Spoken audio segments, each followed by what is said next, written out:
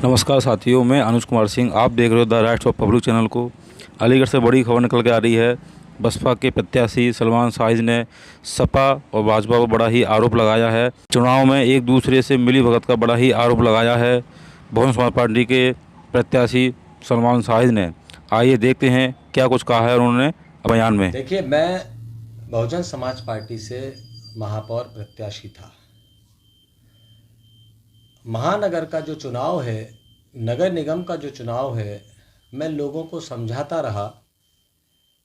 एक शिक्षित और एक बेहतर सोच रखने वाला व्यक्ति लोगों को समझाने में कहीं ना कहीं फेल हो गया, और एक अशिक्षित और जाहिल गंवार व्यक्ति जिसने हमेशा समाज को बांटने का काम किया, जिसने हर लड़ाई को अधूरा छोड़कर लोगों का नुकसान करने का काम किया, वह व्यक्ति भारतीय जनता पार्टी की मदद से, भारतीय जनता पार्टी के सहयोग से, भारतीय जनता पार्टी की फंडिंग से, भारतीय जनता पार्टी के लोगों से पैसा लेकर उसने मुस्लिम समाज के लोगों में झूठ और मक्कारी को फैलाकर मुस्लिम वोट को एक तरफ कन्वर्ट किया। और उसके बाद इस चुनाव के परिणाम से कहीं ना कहीं बहुजन समाज पार्टी, जो मुस्लिम वोट था, जो पूरी तादाद में समाजवादी पार्टी के साथ चला गया, उससे बहुजन समाज पार्टी चुनाव हार गई, जबकि समाजवादी पार्टी की सीट ही नहीं थी।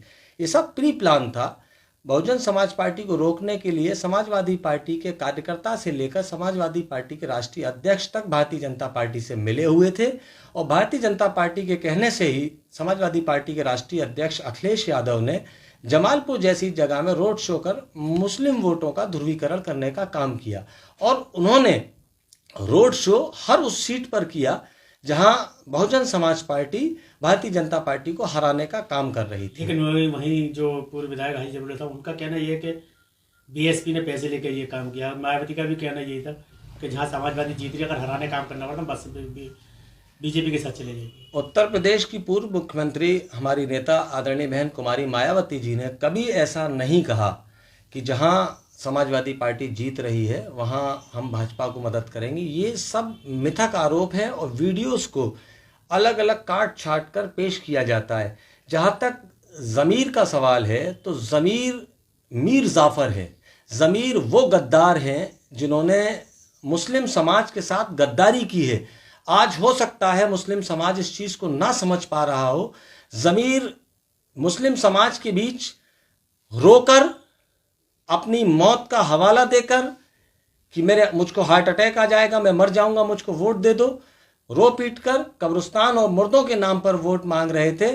उन्होंने उनके जज्बात में, उनके रोने पीटने पर आकर मैं आपसे कहना चाहता हूं आपके माध्यम से, अलीगढ़ की जनता 5 साल रोएगी, कहाँ जाएगी न्याय के लिए। मैं हमेशा मंच से कहता था कि सिर्फ एक कुर्सी है जो आपको न्याय दिला सकती है, इसको बचा लीजिए।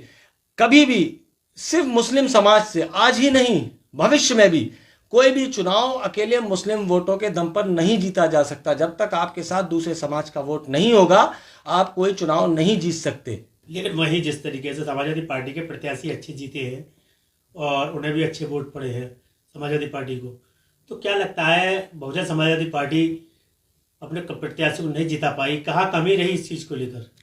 मैंने आपको बताया ना, फंडिंग भारतीय जनता पार्टी से हुई, उसका प्रमाण मतगणना स्थल पर भी देखने को मिला।